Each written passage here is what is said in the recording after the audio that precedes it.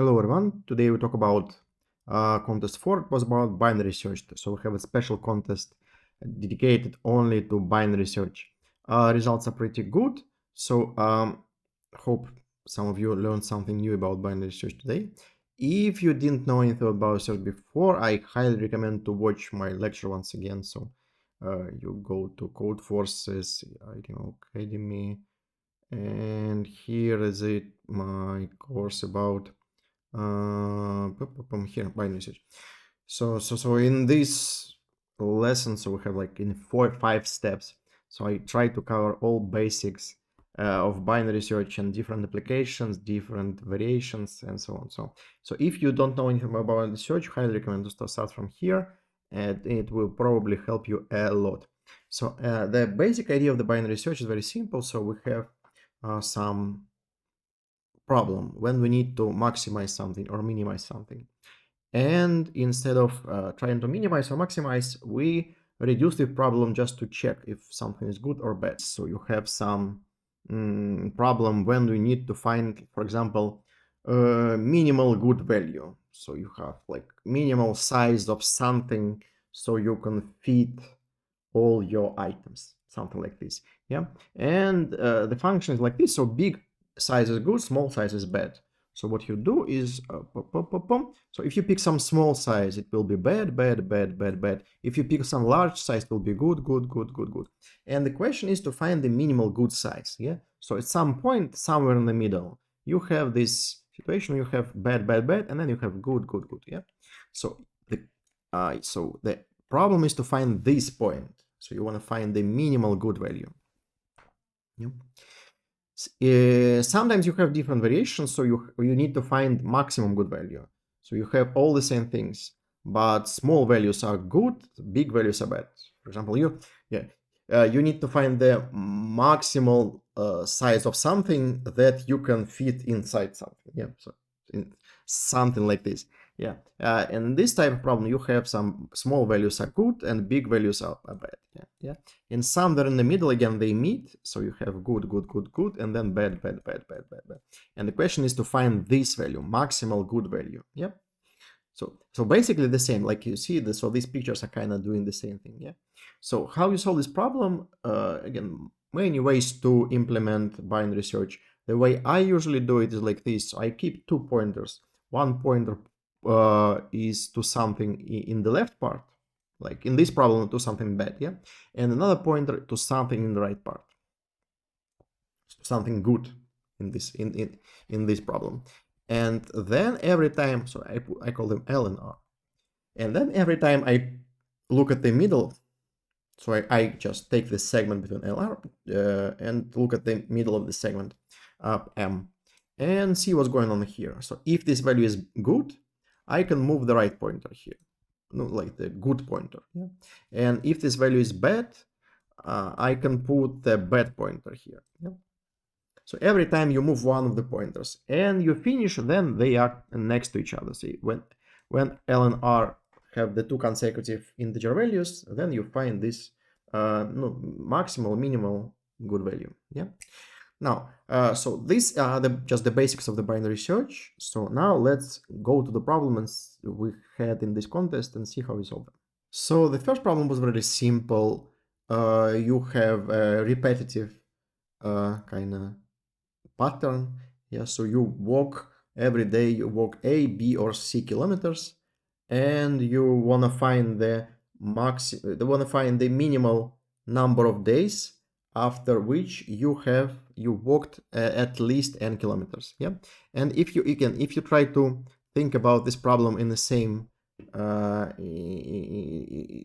way like we did before with binary search. So what we're doing here, so we have we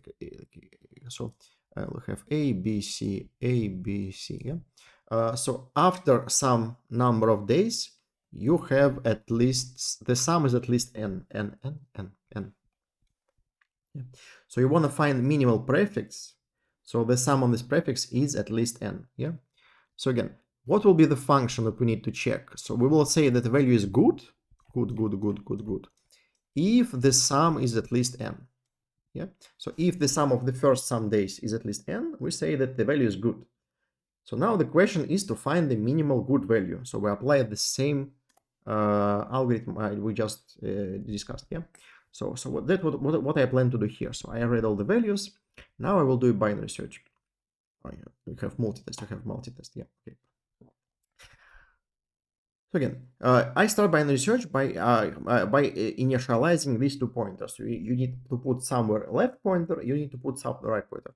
So you need to pick some good value, some bad value. What we can do in this case? So let's pick some bad value. What number of days is definitely not enough if you want to walk n kilometers? For example, you can put L to 0. Yeah. So if you walk 0 days, you walked 0 kilometer, n is at least 1. Yeah, so you can put L to 0. It is some bad value. Yeah, so this value is definitely not enough. Yeah, if n would start from 0 here, you see, I would put L to -1. So -1 is strange value. You can walk -1 days, but it's okay. So you just pick some value which is definitely bad. Sometimes you add some extra value. So if all values are good, you put some extra value and make it bad. Yeah. So now, I don't know what is the right good value, so I need to find some good value here. And it's possible. So here you can say, for example, you can put right value to n, for example, and say n days it will definitely. So if in n days, every day I walk at least 1 kilometer, yeah. So after n days, I will definitely walk n kilometers, yeah, at least. So you can put r to n. But here I do something different. I will do some exponential search to find a good value, yeah. So I start from 1. Now you see, every time I check if, so this function calc, I will implement it later, yes? It will count how many kilometers I walk, yeah? So if it is not enough, I just increase r twice, yeah? So after some number of operations, I will find some good value. And I do it in like log steps, yeah? And then I do binary search. Again, I do it until L and R are next values. I pick the middle value and check if it is good or bad. Yes, I check it using the same function. So this function will check if number of kilometers is less than n, it is a bad value. If it is greater or equal n, it's a good value. Yeah. So then I put these pointers close to each other until they meet, and then in the end, r will be a good pointer. Yes. So I need to. That's it. That's basically so. So this code is kind of the same. Yeah. You only need to remember which value is good, which value is bad. So which one you need to output. Now, something intellectual. We need to implement this function. Now we do something interesting, yes? So this binary search is the same always. And now we just need to implement this function. So function need to calculate how many kilometers we walked during first k days. So k is number of days, yeah? And I do it like this. So I count number of days I walk A kilometers, number of days I walk B kilometers, and number of days I walk C kilometers. And just sum all this and get the result. So that's it. So that's total number of kilometers I walk. Okay, so again, this function actually contains the logic of your problem. Yeah, so this is just binary search, so it's always the same. That's basically it. So that's the first problem. This problem can be solved without binary search. So if you okay, if you're interested, so you can do it without binary search, obviously, yes. So you have this repetitive pattern. You can calculate size of this repetitive pattern, just divide by and calculate how many cycles you need to do. Totally doable. So you can do it without binary search. But I just want to show you it's actually much easier to do this binary search. So it's very common that in some problem you have it's solvable without binary search. But if you apply binary search, solutions just becomes much easier. So in this problem, it's not much easier, but still it's easy to understand. Yes, if you do it without binary search, you need some strange formulas, some strange cases. Here you just do apply normal binary search, and now you just need to implement this function. So basically, you simplify your problem from trying to find some minimal good value to problem with just check if value is good or bad. Yeah, and if this second problem is easier than the first problem, then you can do this, just applying binary search on top.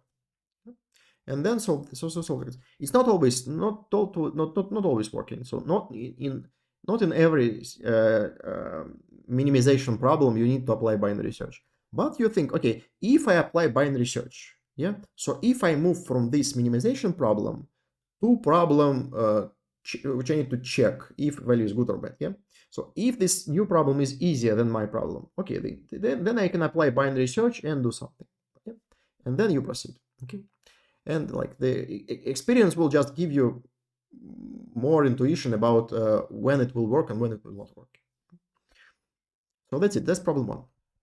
I'm actually curious how many of you solved it using binary search, how many did without binary search, because it's tempting to do it without binary search. Not like this, okay. It's solution without binary search. Oh, okay. So that's binary search. Okay, I would recommend here to move it to the function, just to make code a little bit more clear at this point. So you just make binary search and then move everything according to this calculation out of this binary search. I don't always do this, but usually it helps to make code less messy. But it's fine. So sometimes I do it like this. Good. Let's go to problem B. Problem B is actually fun. Problem B, so it's not clear why you have binary search here. So let's see. So what's happening in problem B? I do some strange operation. So I have some light bulbs, and they are initially turned on. Let me open it.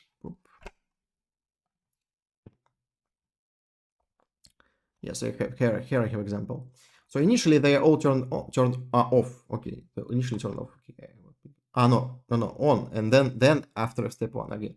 And then in each step I take some number and flip all the lamps divisible by this number. So I take lamp 1, 2, 3, 4, 5, 6.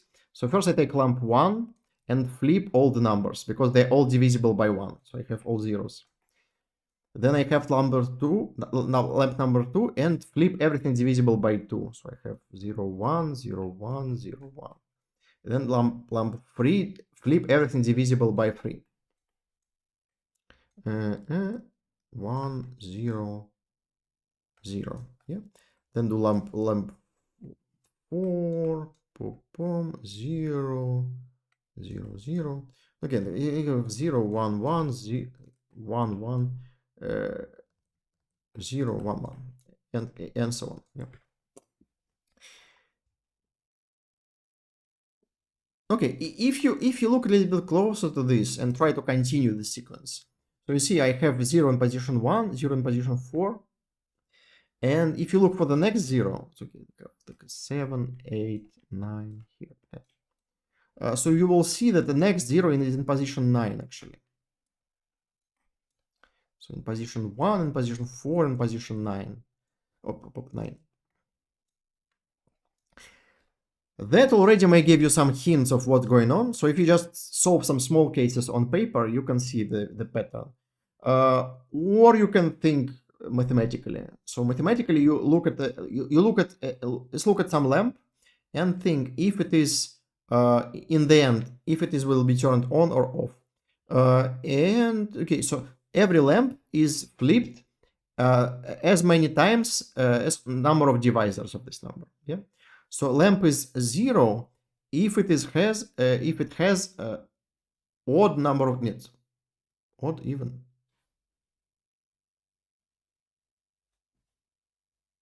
Initially on, off. If it has odd number of divisors. Yes. If it has odd number of divisors. Okay.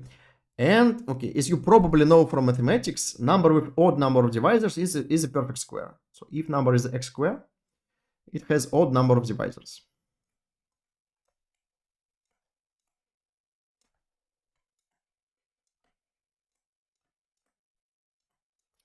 No, because all divisors kind of split in groups. So if you have divisor a, then you have divisor x divided by a. Yeah.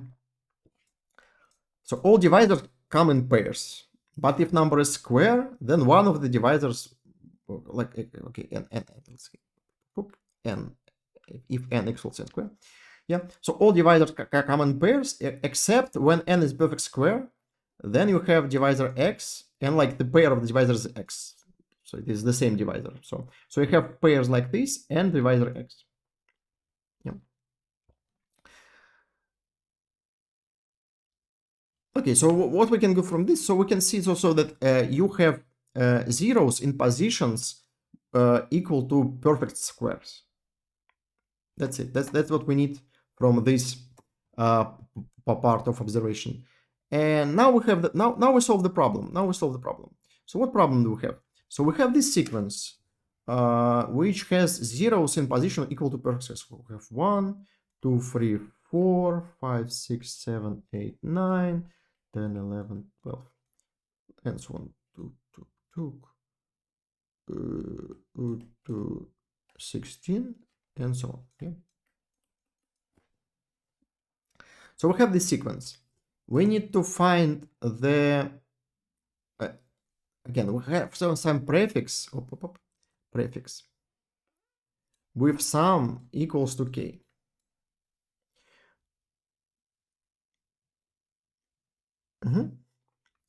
Again, you think, okay, again, you see the problem. It says find minimal. Okay, so let me just show you how you see it. So problem just tells you find smallest suitable n. Yeah, such that something. So you need to minimize n which satisfies some property. Yeah. So you read this and think, okay, if I implement binary search, will it simplify my problem or not? So again, instead of finding minimal n, if you apply binary search, you just need to check if your n is good or not.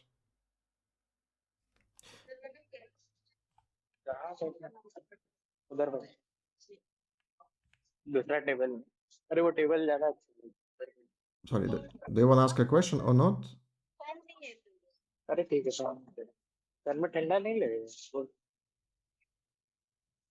Is the question, or sorry, I can understand. Probably not. Sorry, I will mute you. Okay.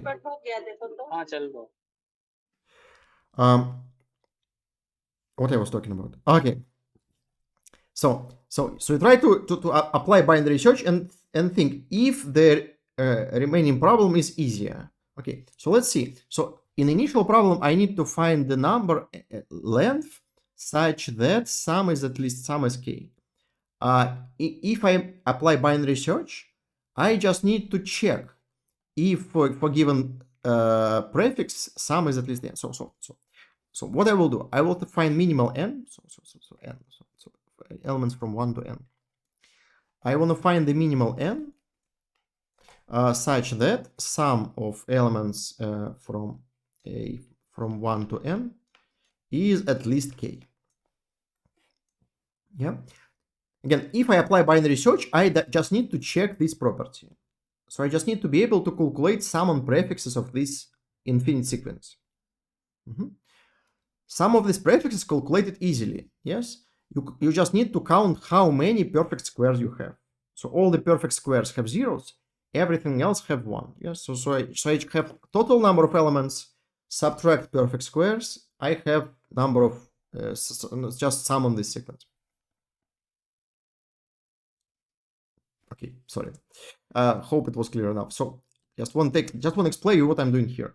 So what I will do here, I will do exactly this.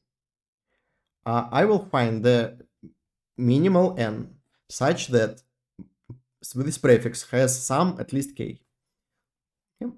So here I do function calculate, which will give me sum on a prefix. And then I just apply normal binary search. See, again, this code is the same as in the first problem.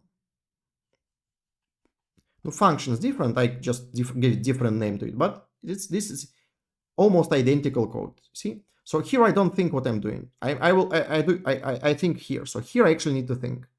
So I need to think how to calculate sum on this prefix. I do it like this. It's n minus number of perfect squares. Number of perfect squares is something like square root of n. Here, You need to calculate square root of n in integers. Many ways to do it. We did it last year, I believe. Let me repeat some. I usually do it like this. Because I think it's the most safe way to do it. So you see, so I will go back.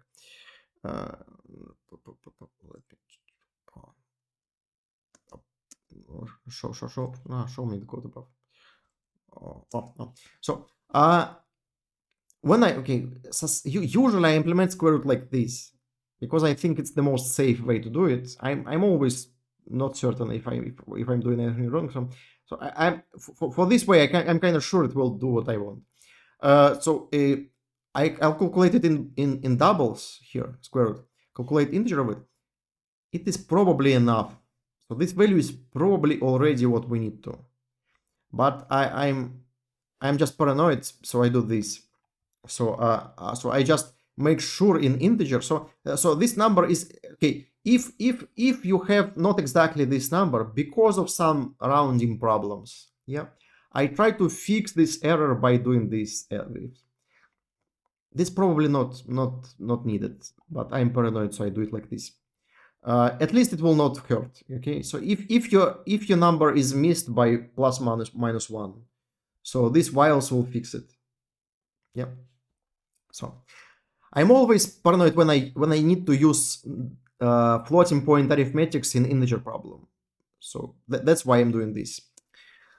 Another way to do this is to do binary search. So you can do binary search inside binary search. So I just implement this just to show you. So you can find square root by binary. You're doing binary search. Yeah, absolutely normal thing. So without any floating point arithmetics, only integer arithmetics here, and you do it in log n time. So you spend log n time to do binary search, and then another log n time to do to find the square root. So in log square time, you solve the problem. Yeah, and you may see here. Let's finish on. So the time complexity is great. So I have 60 milliseconds here, 120 milliseconds. So it's like twice slower. So doing this binary search instead of this just square root calculation. Yeah, but usually it's not a big problem. In some tasks you may get problems with time limit if you look for square root using binary search, but here it's actually not. So here it's not a problem. So that's it. That's problem B. So you make a binary. So I'm doing here. I have a program which does 2 binary searches. Let me show you. Yeah. So I do binary search to find the maximal prefix, minimal prefix, and then inside I do another binary search to calculate the value on the prefix. Okay, so it's one binary search here, another binary search here. Just because it's contest about binary searches, I want to show you more binary searches. Okay, now we have some more interesting problems. So problem C, it's actually one of the variants of the classical problem. When you have some objects, you need to combine them in the group of the same size. You want to find the maximal size you can get. Here, actually, again, here all the constraints are really small. So all the numbers are up to 100. So you don't need binary search here, actually. You can do it using anything. But I will do it binary search just because it's easier. Yeah. So after you learn binary search, okay, solve few hundred problems with binary search, you just don't think about binary search. You look at the problem, think, okay, I will apply binary search, and then I will think. Okay, so it's just something which you do on a reflex. You just don't think about it. So here I immediately think, okay, if I apply binary search, I have easier problem. Yeah. So I don't. So binary search is not something I'm not confident to do. So I'm just confident if I apply binary search, then the problem is easier, and I can apply binary search because I do it without any thinking. So that's fine. Yeah. Okay. Here I noticed that I have small constraints actually, so I didn't notice it before. Yeah. So here I make some fixed right border. Yeah. So it's Yeah. In contrast to the previous problem, so in previous problem, I tried to find this right border by another binary search, not binary search, exponential search. Yeah. Here I just put some value here, m+1, because I see that it's impossible to do m+1. Again, what I'm doing here, let's stop it. So you need to, okay, so, let me show you. So I have some food types. Yeah, for each food types, I have some number of foods of this type. Yeah. And I need to, so imagine I already applied binary search. Yeah. So you just need to check if it is possible to survive for some number of days. Yeah. So there is some number of days. You check if it is possible, let's say X days. You need to check if it is possible to survive for X days. Yeah. Okay. You take each type of food and see, okay, if I need to survive for X days, I can prepare one package, another package, another package. So you see how many people you can feed using this type of food. It will be just what number of packages of this food. Yes, number of packages of this food divided by X. Then you check how many packages you can make. If number of these packages is at least n, then you can feed all the people. Then it's possible to survive for X days. Yes. If it's not enough, then it's impossible to survive. So again, I kind of reversing the problem. Before, you want to find number of days, knowing number of people. Yeah. But if you reverse the problem, then you think, for this number of days, how many people can I feed? And this reverse problem happens to be easier. Yeah. Because if you know how many days you have, you know how to split these rations into parts, and you know which part give to which person, and you know how many persons you can feed. Okay. Again, so how do you solve problems like this? You look at the problem, see that you need to do some maximum. So in this case, you have some maximum. Let me read the problem. Not this. So okay, what is the maximum possible number of days? So you look at this, you just look at this phrase and think, okay, I need to find maximal possible number of days. Can I check if some number is possible or not possible? Yeah. So you just remove this maximum and think possible number of days. So if I know number of days, can I check if it is possible or not possible? If you can, then okay, you think, okay, I can do this, and then I will apply binary search and do this. Okay. Again, it's very hard to explain how do you solve the problems. So you kind of you see some patterns again, so and try to apply some tricks which you know should work for problems like this. And after some time, you just learn how to do it faster. So you see some problem and think, okay, this problem looks like the problem which can be solved using this trick. And then just do it faster. Yeah, that's. Sorry, I didn't let me open here. So just open my solution. So that's the whole problem. Here I didn't make a special function for this. Here I just make it inside this while loop because of reasons. So here I count how many. Yeah. So here I count how many types I have for each type. How many portions of this type I have. Just put them in this array.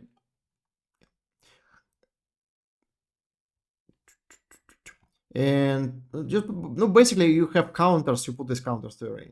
Many ways to do it. I just do it like this. And here is my binary search. I make some possible value. It's definitely possible to survive for 0 days. 0 days is easy to survive. Yeah. it's definitely impossible to survive for m+1 days. Because I have m rations, yes, I cannot survive more than m days. So m+1 is definitely impossible. And then I do binary search. I pick some value in the middle. I don't need variable m because variable m is here, so I use mm. It's not how you do real code, but in context it's fine. Yeah, so I pick some middle value, and here I check if it is value good or bad. Yeah.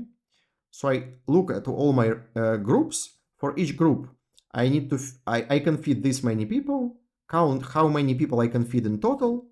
If it is enough, yeah, then I put good value here. Here L is good, R is bad. So L is possible, R is impossible. So I put possible value here. If it is impossible, I put impossible value here. See? And in the end, I need to output possible value.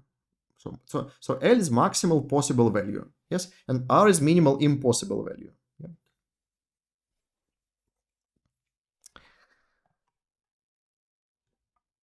Okay, I don't know what to talk about this problem anymore. So let's read some of your solutions. Did someone solve it without binary search? It's possible. It's just more messy. No, okay. No, it's basically the same, but instead of binary search, you do linear search. So here, so this search is the same. So just no binary search, but just linear search. But because everything is up to 100, you can do linear search. But actually, you're doing the same thing, yeah? So this part is the same, see? Just instead of binary search, this outer loop is linear search.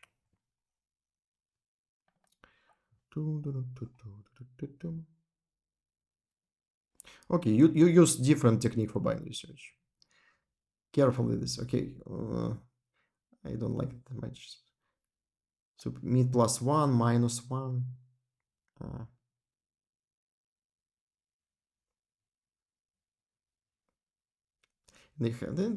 So let's discuss this code actually for some for really short time. Let's open it here.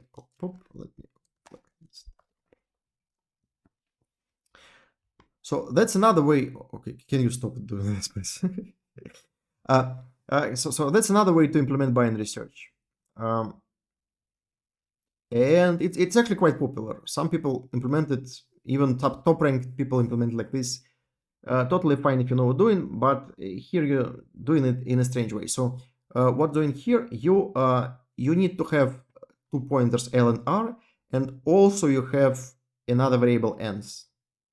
So you kind of complicate life for yourself. Yeah, instead of just having 2 variables, you have 3 variables, and you need to make sure you initialize them correctly. How do you initialize them? Okay, strange. Okay, so R is the maximum of everything. Okay, and these two are just zeros. Okay. So start from 0 and put n's to 0 because you can. Okay, so every time you find good value, you update your answer and then put the L to mid +1. Yeah, so you look, so you fix this element is good, and you always looking for element between L and R. If R is bad, then you can skip this element and look to the left from this element. That's correct. That's correct. It's just more complicated and harder to understand. Okay, in this problem it's easy because you have uncircles. In another problem you may need to initialize both L and R and ans, and make sure that if you never come to this part, that ans in the end is what you expect.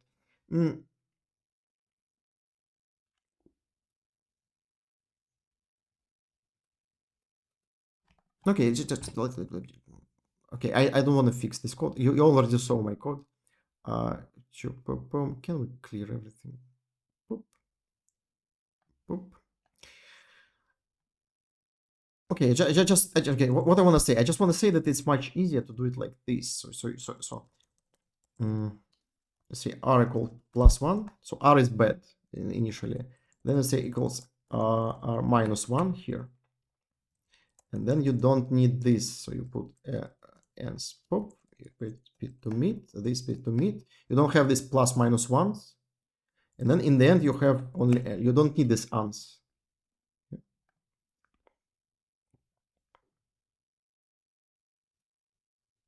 Okay, I just think it looks much more clear what you're doing here, and it's much less potential problems you have in this code. But up to you. So I will not judge you. So I'm not here to judge you. So if you implement this binary search and it works, good for you. Let's move to problem D. Problem D is one of the classical problems about binary search. So I need to change my array so the median is maximum possible. Again, you can do it without binary search. Let me show you. So what's happening here? I have some array. Let's see. So let's make it sorted. Let's sort the array. Then I need to maximize my median. So if I want to maximize my median, I kind of increase elements like this. So I need to increase some part here, by this, and I want to increase it. So this is my median. I can do it. You can do it without binary search like this. You can try to you just try to increase your median. So you try to increase this element until it's the same as. Okay, let's draw more specific picture. So this is my array. 1, 2, 3, 4, 5, 6. Okay, this is my median. So you try to increase your median. So you just increase this element until it is the same as the next element. Now you need to increase these two elements. So increase these two elements until they are the same as this element. Okay, and then so every time you have some segment of equal elements, and you increase this segment until you either run out of operations. So you need to make up to k operations. Yeah. So you update. So you increase the segment until one of two things happens. You either run out of operations or you reach the next level. Then you extend your segment and continue. It's kind of 2 pointers kind of things. Actually, one pointer in this case. So you can do it without binary search, but it's much easier to do it with binary search. So with binary search, what you can do? So you fix this level. So I want to get median at this level. If you want to get median at this level, it means you need to get all these. So it is x. So all these elements should be greater or equal than x. Yeah? And then you just count how many operations you need to do to make all these elements greater or equal to x. And this is very simple code. You just iterate all these elements and see how many operations you need. If number of operations is less or equal than k, then it's possible. If it's more than k, it's impossible. Very easy to check, very easy to implement. So here I take my array, I sort it. So L is my initial median. You cannot get, so it's definitely possible. So L is something possible, R is something impossible. So this value is definitely possible, this value is definitely impossible. Yeah. And now we just again do all these things, blah blah blah blah blah blah, like always. And here we need to check again. Here I was thinking if I need to do a special function or not. Decided not to do special function here. Yeah. Here I just count how many operations I need to do to make all elements in the right part at least n. So I do this simple loop, count how many operations I need. If I can do it in less than k operations, then it's possible. If it's more than k, if it's impossible. Yeah, you either move one pointer or one pointer, and again you output the maximal possible value. Maximal possible value is left pointer. Yes. Again, left is maximal possible, right is minimal impossible. Very easy to understand what's going on. You see, I almost made no mistakes. So I just submitted like 1, 2, 3, 4 problems, and it almost always just runs from the first try. So it's just less tricky parts in this code. So all parts of this code are very simple, you know. So I'm just trying to convince myself that I'm writing good code here. Again, it's possible to solve this problem about what I want to tell. So it's possible to solve problems about binary search. Yeah, and it probably will have a better time complexity, but you will make more mistakes. So in programming competitions, you kind of you don't need to write the best possible code. You need to write code that passes all the tests in given time limit. Yeah, if you're okay making another login to your time complexity because of binary search, but it makes your code easy. It's easy to implement, easy to understand, less probability that you have mistake. Just do it with binary search. Okay. One of the most powerful technique actually in competitive programming. When you learn binary search and start doing it without thinking, it improves your performance a lot. Okay, I'm already writing the code. What is this? Problem. Problem E. Okay, problem E is also kind of okay. This okay. They all about binary search, so they all kind of similar. So what we do in problem E? So we have some. So we need to find the prefix. Yes, in this prefix, every element divisible by A will give us X%. Every element divisible by Y will give us divisible by B. So with step A. Step A. Okay, in positions, let's say positions A, 2A, 3A, and so on, will give us something. What? Contribution. So contribution of this element will be X%. Contribution of each element divisible by B will be Y%. So I have, okay, so Y, let's say, boom, boom, boom, boom, let's say here Y, B, and have 2B, and so on. So if number is divisible by both A and B, so it will give us X plus Y contribution. And you need to find the minimal prefix that the total sum will be at least something, at least K. Yeah. Again, you look at this problem, see, okay, now you probably see the pattern after a few previous problems. Yes, you need to find minimal good prefix. Good means that the total contribution of this prefix is at least K. Now I think, okay, if I apply binary search, then what problem will I left? So I left the problem like for given prefix, calculate total contribution. How you calculate contribution for the given prefix? No, okay, you have some elements equal to X, some elements equal to Y, some elements equal to XY. No, X plus Y. Yeah.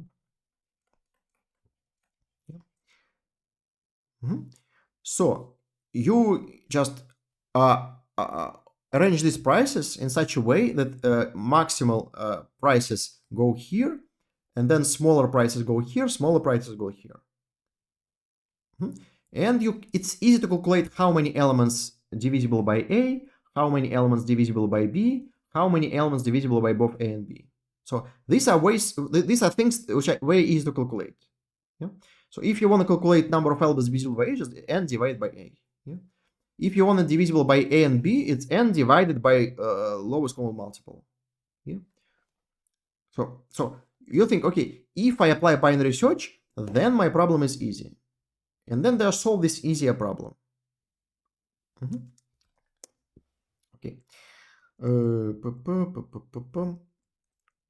Okay, this code is kind of, I'll skip it because I will implement again the same binary search like I always do. So it's the same code. The difference only in this problem calc. So again, this binary search is the same. Yeah. You just need to think what property do you need. The property is that number of elements on this prefix is greater or equal to K. So it's less than K, I move the left border. If it is greater than K, I move the right border. Now this function. Here you need to do something intellectual. So here you actually do something smart. Yeah. So you need to, okay, it turns out that the number of elements is n, so you can do the more than n element. So instead of doing this exponential search, I just put right border n plus 1. So it's impossible to take n plus 1 elements. Yeah.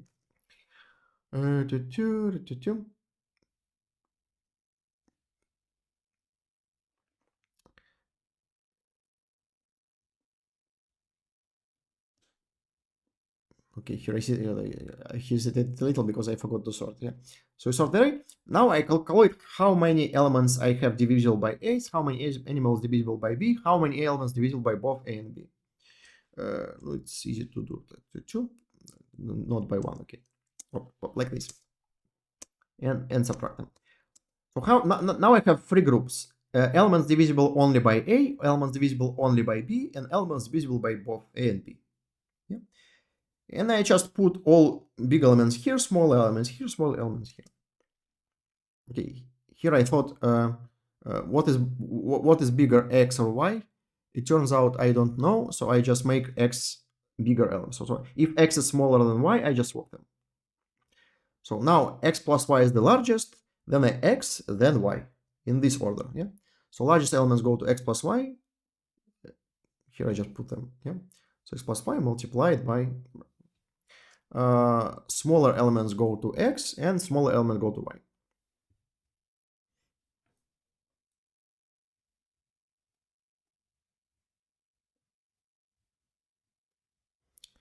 That's it. Let's calculate the total contribution of all elements. That's it. Just return this. Divided by 100 because it's percent. Okay. Evasive assertion. Okay, I find where I have. Okay, that's it. So I find I put assertion because I move out of the boundaries of the vector. So I just found the place when it happens. It happens here. Okay, I check why it happened. Because I want to calculate prefix of size 2 for array of size 1. Okay, I look how it happened. Okay, move here, and then I found that here it's actually not R but M. Here I remember that I actually need to do something when I get out of it. Okay, so if R is n plus 1 in the end, let me show you the final code. Submissions. This one. So here in the end, if R is still n plus 1 in the end, so I initialize R by n plus n. So it's some impossible value. See? If it is impossible in the end, it means none of values is possible. So L put some, okay, I put L in some bad value, R in some good value. Yeah, you need to find minimal good value.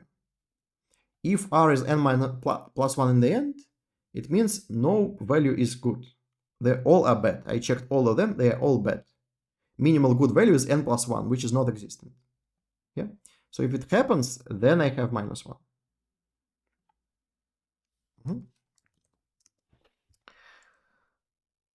No, that's it. Okay, let's read some of your code.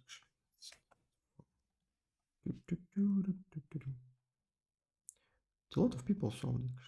Let's look at someone who didn't solve it. Just boom, boom, boom, boom, boom. Oh, let's long code. Let's. So it doesn't work. Why? Let's check.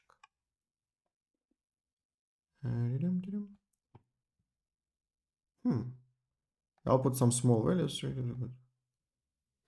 looks like integer overflows problem actually. But let's read your code anyways.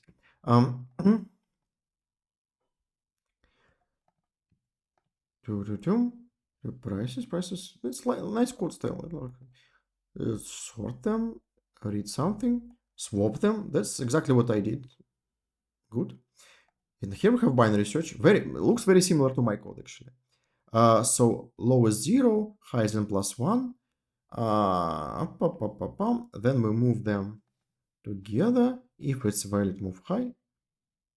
Very similar to my code. And valid for both on X. Very nice code. Very nice code. I think what you have is integer overflow here. What else could it be? No?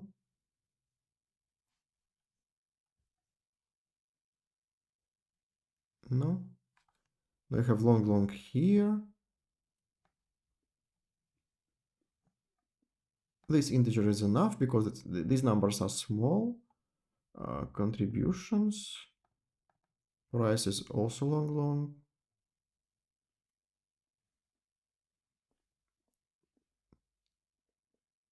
Oh, no, not like this. You multiply and then divide. Prices are divisible by 100. Yes. Divisible. Okay, so it doesn't matter. Okay, it doesn't matter. But in general, you usually multiply and then divide. Just as a matter of habit, just do it.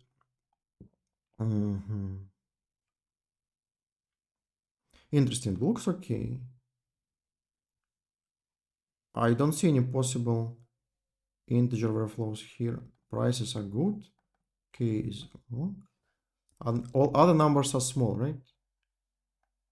These numbers are small. A and B up to N.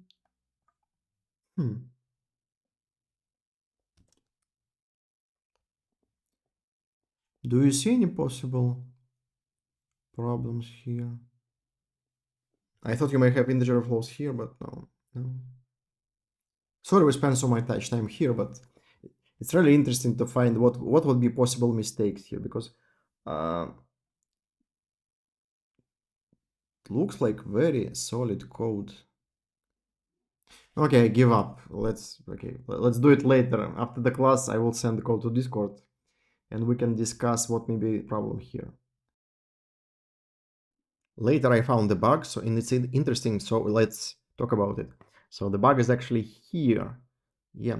So I kind of assume that the bug should be some integer overflow. I just didn't find the place where integer overflow happening. So here you have all these variables are 32-bit integers, and it's okay. They're all small, but this LCM may be large enough so it doesn't fit in 32-bit number.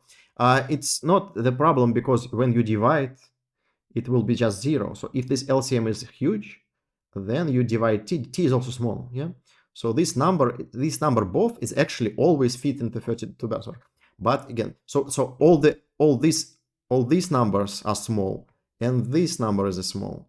But in the middle of this calculation, you have this thing, yeah, and it doesn't fit in 32 bits. That's the problem. So when you calculate this part, you have integer overflow, and after this, everything goes wrong. Yeah. So be careful when you have like anywhere. If you have some modular arithmetic, some LCMs, something like this. So I usually check all the multiplication operations. Just when I multiply, I always think if I multiply and this result of multiplication fits into 32 bits. This is something I check automatically. But yes, I forgot that the same thing happens when you have LCM. So LCM is kind of multiplication. Yeah. So every time you do this, you be careful and check if the result of this LCM actually fits in your integer type. Yeah, that's the bug. Problem F. Problem F is a nice problem. At first, it just doesn't make sense what you do with binary search here. So it's the first problem when binary search is actually not trivial. So, but again, if you look here, so it tells you. So the question is, what is the smallest element in set S? Yeah. So let's try to do it like this. So let's find what is the smallest element which exists in array S. Yeah. So array sorted. Yeah. So we'll see what is the minimal element which exists in array S. Yeah. Then if you do binary search, so what function you will give to binary search? So so you start from initial array, yes? So you start from initial array. Then at every time you pick some elements and remove them, yeah? Then shift everything to the left. Then again, pick some elements and remove them. In the end, after key operations, you end up with some array, and you need to find this leftmost element, right? So let's think, okay, so I want to find this leftmost element using binary search. Yeah. So what questions do I need to ask? So I need to ask if it is leftmost element, x, if it is greater or equal than m, or not. So if I can answer these questions, okay, in my program I do it less or equal than m. So just to I just remember how my program works. It doesn't matter. You can do it in both ways. So I ask a question: is it true that the leftmost element is less or equal to m? So how do you answer these questions? So you start from here. Look at all elements less or equal to m. So here you look at all elements from 1 to m. So these are all interesting elements. You look at them, and the question you need to answer is, will any of these elements survive? Yeah. So you look at this prefix, and if at least one of these elements survives, then this left element will be one of them. Yeah. So again, you fix some prefix of your sequence. And now all you need to know is if one of these elements will be here in the end. To do this, you need to only keep track of how many elements from this prefix still exist in your array.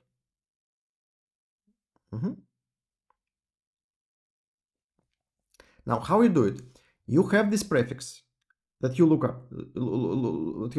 at, yeah. So you know how many elements you have here. So you know you know which elements you remove. Yeah. So you can count how many elements you remove from this interesting prefix. So you remove like 3 elements here. So you know that in the next state, the length of this interesting prefix will be just decreased by 3. Yeah. And so on. So at every moment, you know how many good elements are in the prefix. Yes. You check which elements are removed. Yes. And you see how many elements will be removed from your interesting prefix. Yeah. And after you remove, you decrease size of your prefix by this number. Basically, you simulate the whole process. So you simulate the whole process until you have the final state. Another way to think about it is actually like this. So again, another trick which is useful in many problems, not only for binary search but for some different problems, is replacing. So what you have in your problem? You have array like this: 4, 5, 6, 7, 8, 9, 10, and so on. Yeah. And you do something. In the end, you have one number x here and something. You have this number x. And you want to know which number produced this number x in the end. Yeah. What you can do? You can replace your sequence with something like this. You replace small elements with zeros and big elements with ones. Yeah. So instead of taking this sequence, you take this binary sequence. And then you look at what happens in the end to this sequence. So you simulate the whole thing and check which elements happen to be here in the end. So if you have 1 in the end, it means that you have one of these elements. Yeah. So it means that the element is greater or equal than 6. Yeah. And if you have 0, means you have one of these elements. Yeah. So it's from 1 to 5. So the trick is to replace the initial sequence with bit sequence, and now learn how to make these operations with this bit sequence. If you manage to learn how to make these operations, basically simulate operations with bit sequence, you then do binary search, and every step of the binary search is the same problem but with bit sequence. Okay. How to solve this sequence? Again, you have some number of zeros and then some number of ones. You removed some elements from here, so number of zeros will be decreased by something. So again, it's simple simulation. Okay, but because I have only zeros and ones, it's easy to simulate. Yeah, because your current state is identified by only single number, so you know number of zeros here. So at every moment you know the number of zeros. That's it. That's only one number which tells you what state you are in. So it's much easier to make simulation. Okay, let's see. So this first part is okay. It's boring. So here I'm boring. Yes, that's binary search. So I do from 0 to n k plus 1. So I fix the right border here because I can. Okay, I fix the right border here. Fix the that's it. So that's binary search. See? So I binary search from 0 to nk plus 1. So 0 is definitely possible. Yeah. So it's definitely possible to put element greater or equal to 0 to the first position. Yeah. Oh, no. 0 is impossible. So I less or equal to. So it's definitely impossible to put element less or equal to 0 to the first position. It's definitely possible to put less or equal on this. Okay. And now I simply simulate. Yeah. So I take prefix of size m, put it to x. X is size of my current prefix. And here I do two pointers method. Okay, I do 2 pointers inside of binary search. Yeah. So I have this pointer j is a current prefix which is inside my prefix. Right. Yeah. So I skip all bad elements and just so j is number of elements I remove from my interesting prefix. See? So I skip all elements which are out of my prefix. All the rest elements are inside my prefix. So I will remove them and size of my prefix will be decreased by this number.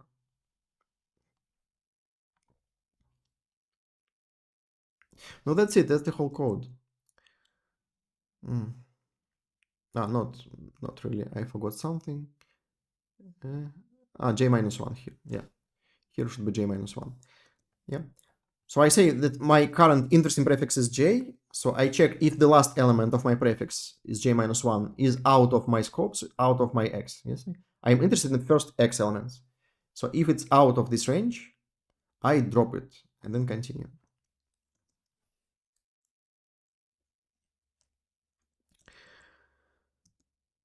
No, okay, that's what's difficult problem. So problem F is actually difficult problem. So everybody who solved problem F, good for you. So let's did it? No, it's still wrong answer test 9. Okay, I will figure out later what's happening to this solution.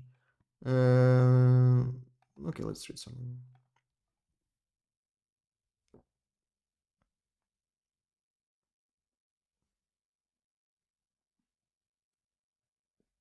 Oh, it's lemmings. It's different problem. Okay.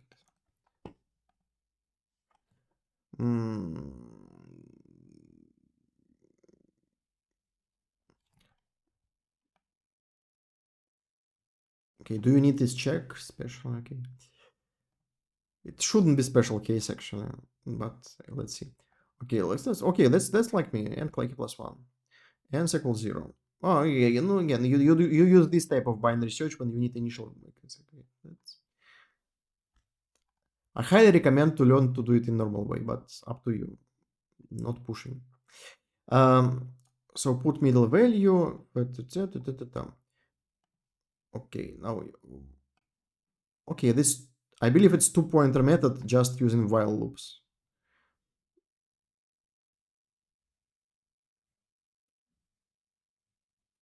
Okay, you do it different way. How do you do it?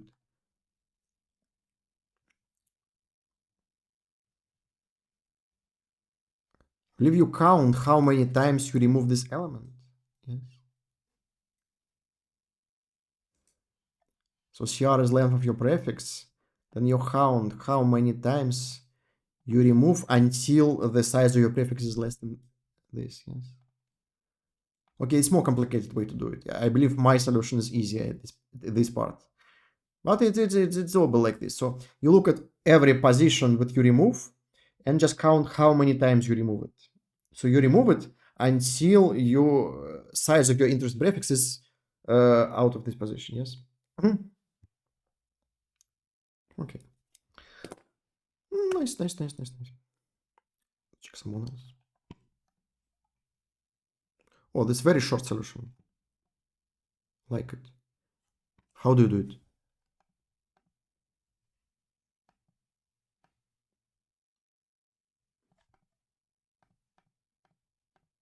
Okay, very strange binary search. Okay, okay. So you do +1 because you want an upper bound. So you put upper. Okay.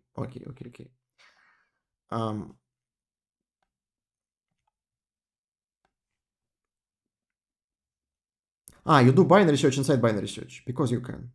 Good for you. Yes. So upper bound is another binary search basically. Okay. So instead of 2 pointers, you do binary search instead here. Makes sense. Someone raised the hand. Okay, is still what?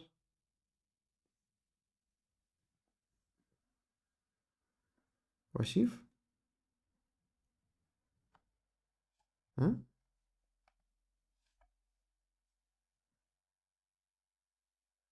Васив, you raised the hand. You want to say something or what? No? No? Okay, if you want to say something, just say, okay. No need to raise hands, actually. Do you like this way of upper bound and lower bound for binary search, or you like the traditional approach of mid L plus R?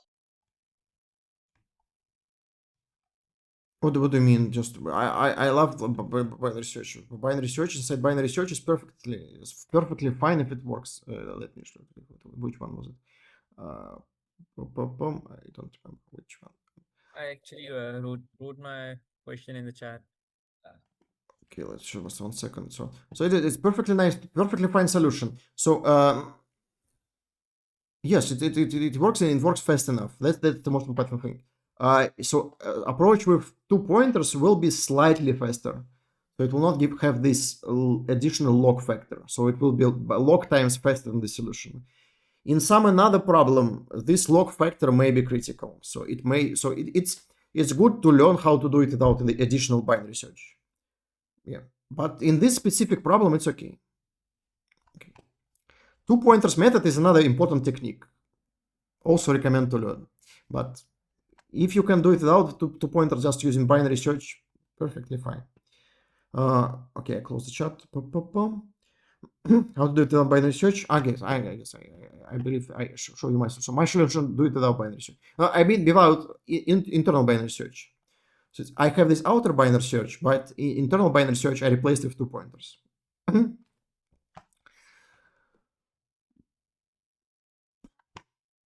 Oh no, it was a long time ago. So you have another question here. I'm reading. Oh, I didn't scroll my chat. But it's very hard to use Zoom chat. F harden gene H. Not really. Maybe not H. H is strange, but G is not easy. Let's see if we remove initial iteration, then probably use the prefix size m minus x for next iteration, so on. Yes, that's the problem. That's the idea. No, if we have something left, then something survives. So you need to check that at least something survives in the end. You don't know which element survived in the end. So you check that at least one element in this prefix survived in the end.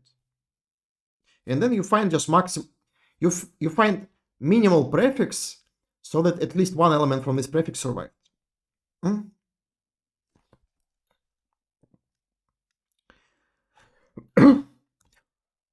Or you may think about like this. So you may think like this. So so I start from some elements. So some element x will be the first element in the end. Yeah. So this element will be here. It means that all these elements should be removed. Yeah. So you can think like this. I need to find the maximal prefix, which will be totally removed by this operation. And then you have the same binary search. Also. Again, just different ways of think of the same problem. Sometimes you come to this idea from different sides. So you may come from here, you may come from here, depending how do you think. Problem G is different because you have floating point numbers here. So you need to make floating point binary search. So it's a little bit different. Okay, so let me write some here. So what I will do? So I will fix the time. So if I know the time, now I need to check if it is possible to do all this in this time complexity. Yeah. Now for each lemming, I know how far can you go. Yeah. And then you can do 2 pointers basically. So then I do 2 pointers from right to left because it's easier for me. So I take the rightmost. I sort lemming by mass, by weight. Take the heaviest lemming, try to put them in the 1, 2, and so on k. Try to put them here. If this lemming has enough time to move to the highest possible lodge, yes, then I will put him here and it's okay. If he has no time to move here, then I don't need this lemming. I will remove him and continue. Yeah. So it's 2 pointers. I have 1 pointer here, another pointer here. Yeah. I go from right to left by lemmings and from top to bottom by ledges. Yeah. Yeah. Yes, tricky part is to do it with binary search, but okay, let's here it's more tricky actually because you need to output the answer. If you just need to output the minimal time in floating point numbers, that's okay. Here you actually need to output the answer itself. You need to output which lemming to put where. Here you may have precision problems also, but you will not because double have enough precision. Here judges are actually very kind, so they didn't make any precision problems. If you make, then you may need to do some binary search in rational numbers or something like this. Doable, but much more difficult. Yeah. So that's my solution. So let's see. So I start by having some borders of my left and right. I put them in double. Yeah. And then I will make just 100 iterations. 100 iterations is enough. Why it's enough? No, because you will so difference between these two borders will be less than like 2 in power of 100. 2 in power of 100 is small enough value to fit in everything. So in this problem, I believe you can do less than 100 iterations, but I'm not sure how many iterations you need, so I do 100. 100 is definitely enough. Basically, in 100 iterations, you can move to maximal possible doubles to minimal possible doubles.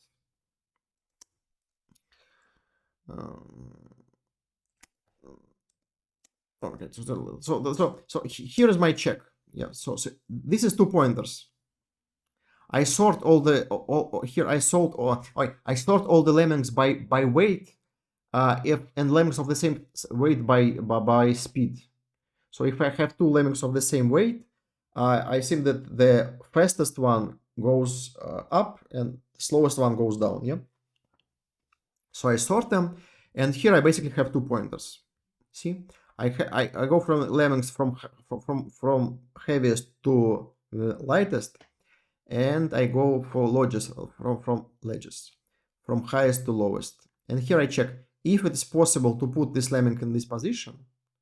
I put him decrease J. Yeah. If I put all lemmings in all ledges, then I have no ledges left. Then I put R. So R is good, L is so R is good time, L is bad time. Yeah? So it's possible to do it in time R. It's not possible to do it in time L. And then in the end, you want to find the answer. So I do the same thing again, but with R. So R is good time. So I take this good time and just build the answer. To spend some time looking for. Here I have 005. I forgot because of what. Where was the mistake?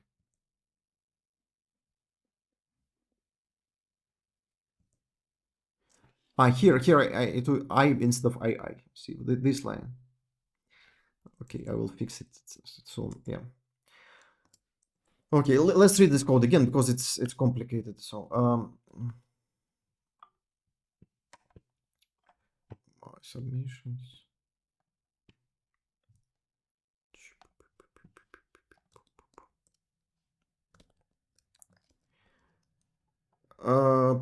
Here. So I read all the weights. I read all the speeds. It also says 75 iterations.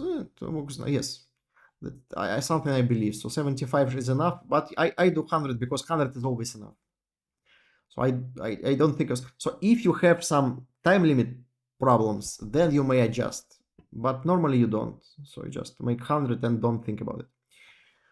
I just put always 100 in this place. So it doesn't matter which constraints I have in my problem. I just put 100 and don't think. So here I sort my lemmings by weight and then by speed in decreasing order. Yeah. Here I put some boundaries. Put left here. Right, I put somewhere possible. Yeah. So you take some time, which is definitely enough for all lemmings to get to the positions. Why double is not long double? Good question. Good question. I kind of believe double is enough here. If it would be not enough, I would switch to long doubles. Yes.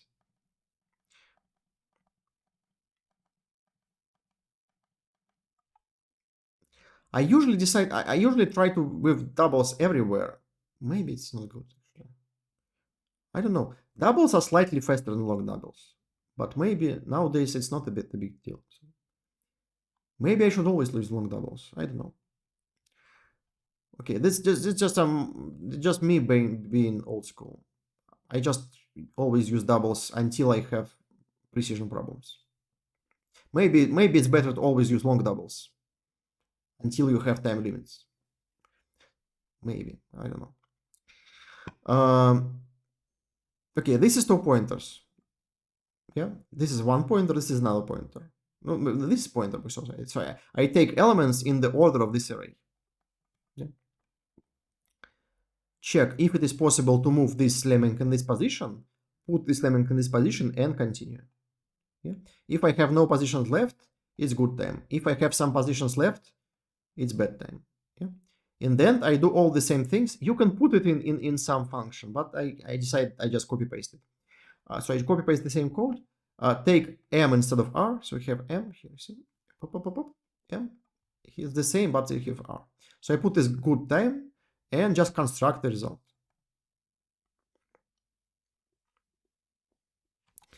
Okay, those difficult problem actually. Yeah, it looks kind of silly because, but it's actually much more complicated than on the first thought.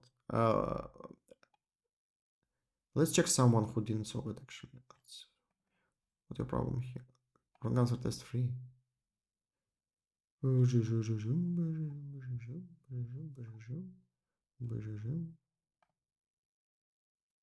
Okay, you know you cannot do it like this.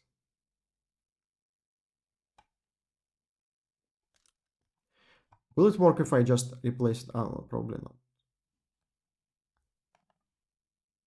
Okay, let's try. Let's try. Okay, do we have time? We're very slow today. Let's try really fast. So I want to do all the same things, but in doubles. Yeah. So I say double b and double b equal this. Equal b equal to. Now in this can I want to place it with double.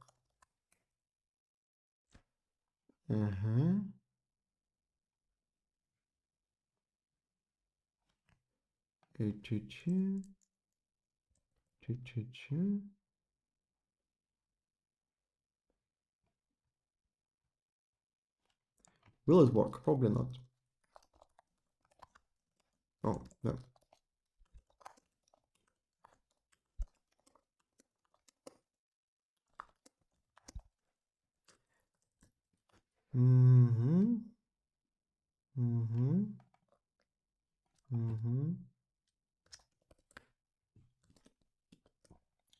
I will not test it, just submit it. If it doesn't work, then that's it. So last problem. Let's go to the last problem. So the last problem is interactive problem. Will it pass? Will it pass?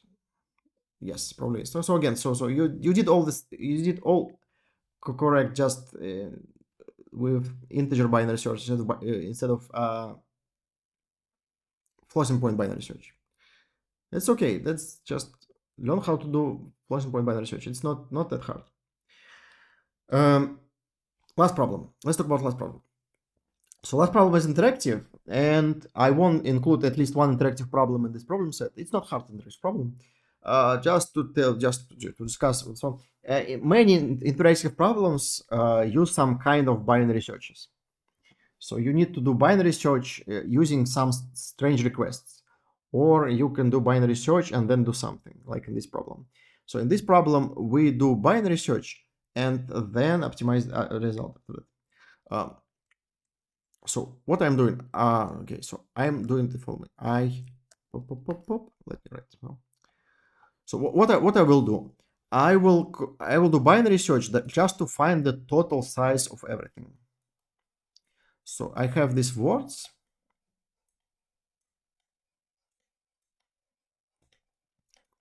I will just calculate this total width as one number.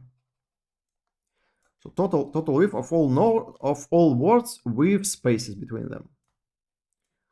Actually, you know number of spaces, n minus 1 spaces, so you can calculate total size of all the words, but it doesn't help that much.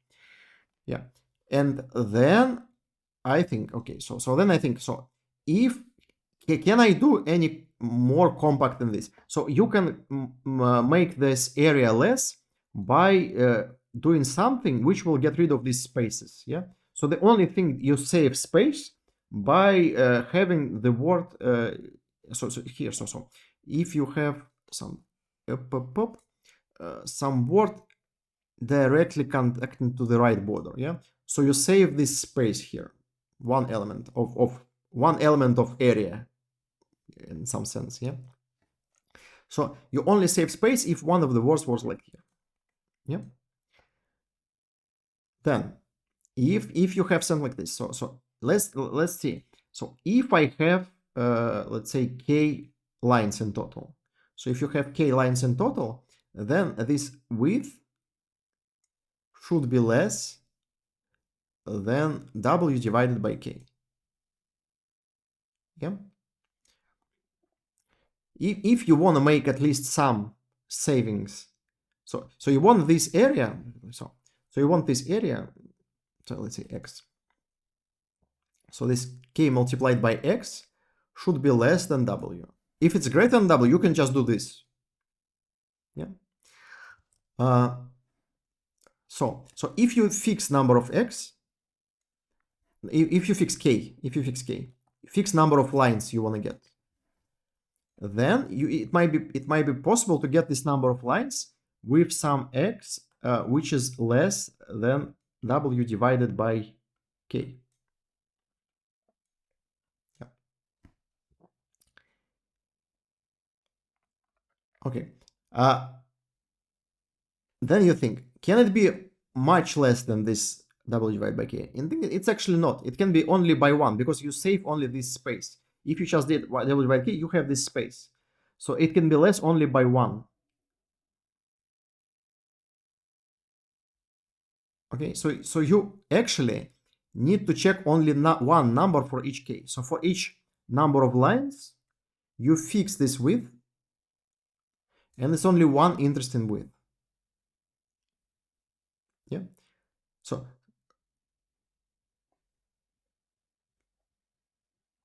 okay, hope it was clear enough. So x you need to check is the maximal x, which is integer x. Yes, maximal integer, which is less than w divided by k.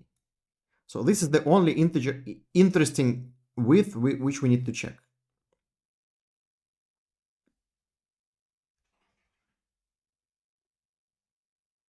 Okay, hope it's clear now.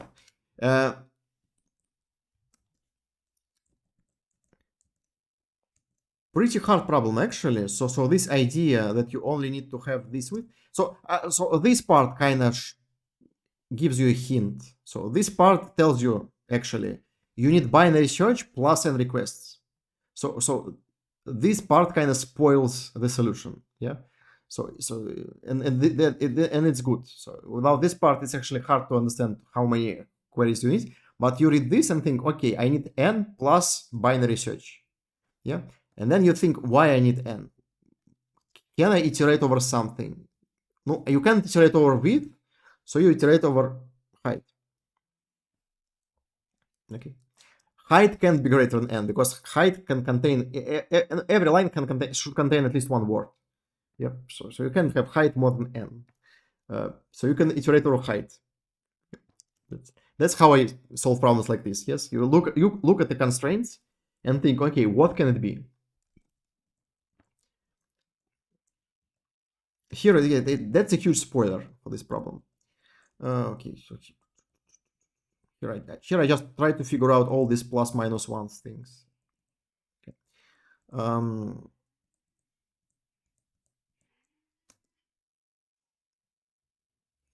That's basically so I use binary search to find this total width of all the words, and then I will just do this simple loop.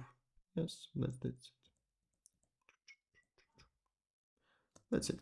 So I will make this simple loop and try an all possible number of lines. For each number of line, I find the maximal number less than it's r. So r is total size. R divided by k. And check this number. No, that's it. So then I will. Okay, then I will get several wrong answers because I can't count. So it says, okay, let me show you. Let me put here.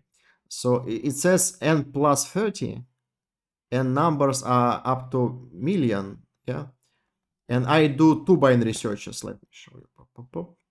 My submissions. Here, because I have this, not binary. I have this exponential search to find r, and then do with minus search. So now I do 20 requests here, not 20, it's 4 billion, so like almost 20 plus epsilon requests here, and another 20 requests here. Yeah, so I do 40 requests here, and you allowed only to do 30 requests. So instead of this, you need to fix the right border. Here, so that's what I changed. So I need to put right border to some specific number. Yeah. So this while makes only 20 something, 22 iterations at maximum. Yeah. So that's the change I made. Again, I used to do it like this because usually it doesn't matter. Usually you just spend log iterations here and log iterations here, and that's fine. But you are kind of more safe. Here you cannot do it. So because you need to specifically make at most 30 iterations. So you need to fix some value here and make just normal binary search with fixed value. Okay, so that was contest about binary search. Hope you learned something new today if you don't know. So, like I told you, so binary search itself is very simple algorithm. So you just learn how to do it and just apply it everywhere. The interesting part is after you do binary search. So binary search allows you to make your problem easier. So you have some problem, minimize something. You apply binary search, then you have problem check if something is good or bad. And you solve this problem. If you do this and your problem is easier, then you think, okay, I apply binary search, then solve easier problem. Okay? Sometimes it doesn't change anything. For some problems, you need to find minimal something. Okay, can I check if it's good or bad? And think, okay, it's also not very hard. Not problem doesn't look much easier after I apply this. And I think, okay, then I will do this. In some problems, it's actually easier just to find minimum than to check. Then you don't apply binary search. Yeah. And after some time, you learn when binary search makes a problem easier and when it doesn't make it easier. And then you apply it when it's needed. Okay, if you didn't solve problems, all problems in this contest, try to come back in some time and solve them again. Okay, so see you next week.